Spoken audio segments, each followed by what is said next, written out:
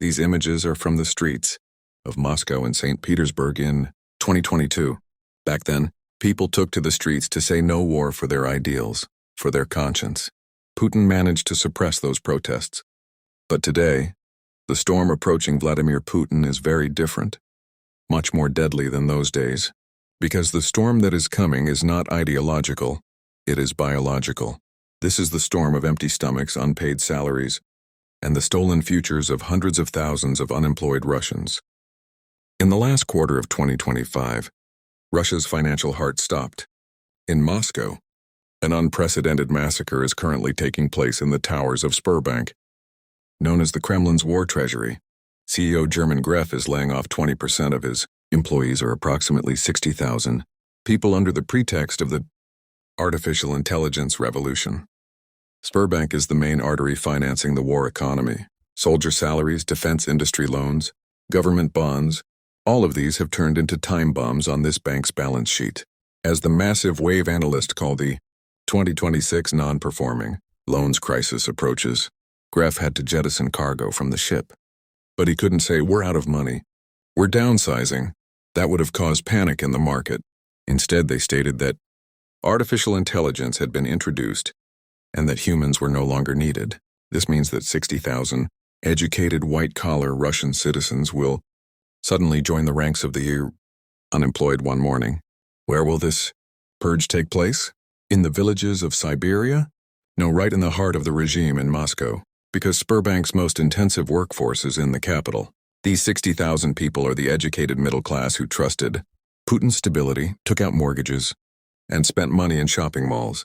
So why are they being laid off? There are two horrific scenarios, and both are disastrous. Either Sberbank is desperately cutting costs to avoid a massive credit collapse in 2026, or the Kremlin is cutting staff salaries to funnel every last penny from Sberbank's coffers to the Ukrainian front, that endless war machine. In either case, the result is the same. 60,000 angry, educated people with nothing left to lose spilling onto the streets of Moscow. Sberbank's decision to fire these 60,000 people is not just an economic decision, but also a dangerous social experiment, because the Russian people are already angry at Sberbank. For them, Sberbank is not the interest lobby, but the sponsor of the war. So what happens if you leave tens of thousands of educated people hungry overnight in the heart of Moscow? You don't need to read tea leaves to find the answer. The Russian people's anger towards Sberbank had already spilled onto the streets long before these layoffs began, because the people know Sberbank means the financia of the war. A Sberbank branch in Moscow. A woman enters and shouts as she pours the green liquid. She is holding on to the employees and machines. Is it only Moscow? No. In St. Petersburg, a 60-year-old woman sets fire to a bank branch near Kazan.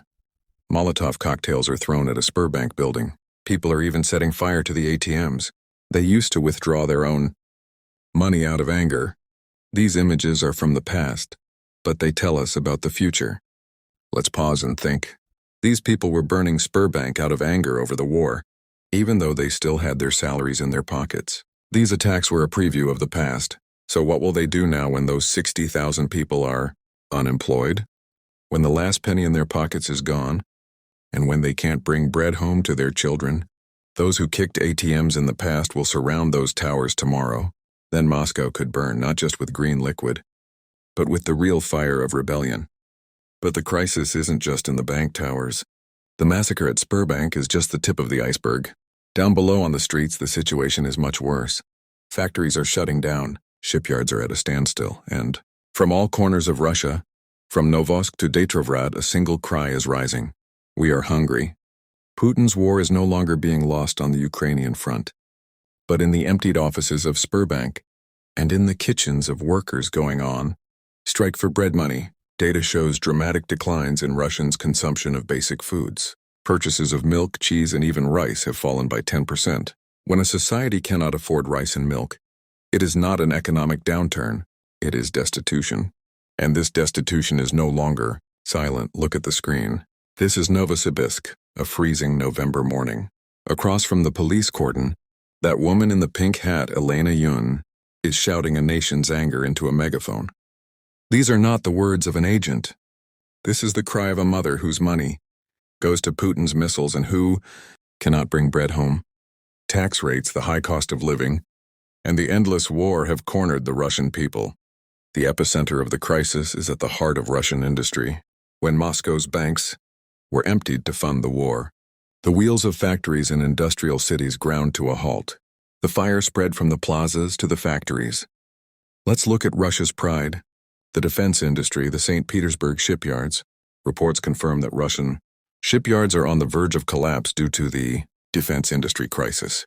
Even more alarmingly, ships are struggling with maintenance errors in ports and even facing the risk of sinking due to the negligence of workers who are not receiving their salaries and whose morale is at rock bottom. Is it just the ships? No, nuclear power is also collapsing. Let's turn the map westward to Dimitrovgrad. This is Russia's atomic city. It is the center of the famous MBRIR, multi-purpose fast research reactor project that Putin boasted about to the world, saying, "The West will envy us." But Putin's project has stalled. Why? Because 300 workers are on strike. Nuclear engineers and workers went on strike because they haven't been paid for 3 months. The company owes 100 million rubles. A state that claims to be the world's largest nuclear power cannot pay the wages of the workers building its most strategic atomic reactor. This is a clear sign that the coffers are empty and the dominoes continue to fall. In the Far East, workers at the Primorskaya GRE thermal power plant are sleeping on concrete floors. Workers stopped the boilers and began sleeping on concrete floors because they were not paid their wages. Now the question we must ask is, where does a person go when they lose their job, their wages, and their future? Hunger and despair drive people to the streets. But if they can't find hope on the streets either, then they go to the darkest place. The news coming from Russia is chilling. Workers are no longer just saying, "We'll go on strike." They are taking much more terrifying actions. The economy is so locked up that companies are returning to the barter economy of the 1990s because they cannot find cash. The money is gone. The system has collapsed. All that's left are those helpless people on the rooftops. Now there's only one question. That the nuclear engineer in Dimitrovgrad, who hasn't been paid, the banker in Moscow who's been put out on the street, and the pensioner in Siberia who can't buy rice need to ask, where is our money? The Russian central banks, printing presses are running. TR7 oil is still coming out of the ground. So why is a giant like Sberbank making the biggest layoffs in history? Why are they saying the money is gone? The answer will hit the Russian people like a punch in the gut. The money didn't evaporate. It was transferred through treachery. Sberbank's coffers were emptied not for the Russian people, but for the Kremlin's new owners in the axis of evil. What we will see when we lift this curtain is not just an economic crisis. It is the story of Russia's sovereignty being sold to China, Iran, and North Korea. That is its transformation into a vassal state. First, let's debunk the myth that banks don't fail. The history of world finance is littered with graveyards showing how giants labeled too big to fail turned to dust and smoke overnight. When Lehman Brothers collapsed in 2008, it managed $600 billion in assets. On that day, the world thought this was impossible. But Lehman's collapse was only due to bad real estate loans. Today, Sberbank's situation is much more toxic than Lehman's because the items appearing as assets on Sberbank's balance sheet are hollow. Who did Sberbank lend to? To defense companies whose tanks were blown up in the Ukrainian plains. To factories that couldn't export and had to close due to sanctions. Now to the housing loans it gave to the 60,000 employees it laid off. In all these cases, the chance of repayment is zero. Analysts warn Sberbank is currently technically insolvent. There is not a single bank in world history that has survived with 40% of its assets turned into junk bonds. German Gref's dismissal of 60,000 people while proclaiming we are making an AI revolution is not a technological vision.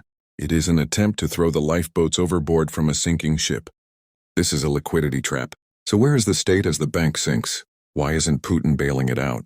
This is the darkest point. The state is selling its own salvation. Russia's National Welfare Fund and gold reserves, known as its doomsday insurance, are melting away. The data does not lie. The Russian Ministry of Finance has experienced an unexplained decline in gold reserves in just the last 3 months. Where are these gold reserves going? To the London Stock Exchange? No, it's closed. These gold reserves are flying to Tehran and Pyongyang. Let's do the math and see where Ivan's salary is going. Our first stop is North Korea. Russia imported thousands of soldiers from North Korea to fill the gap on the front lines. According to intelligence reports, Pyongyang pays approximately $2,000 per soldier per month, while a teacher in Moscow earns $600.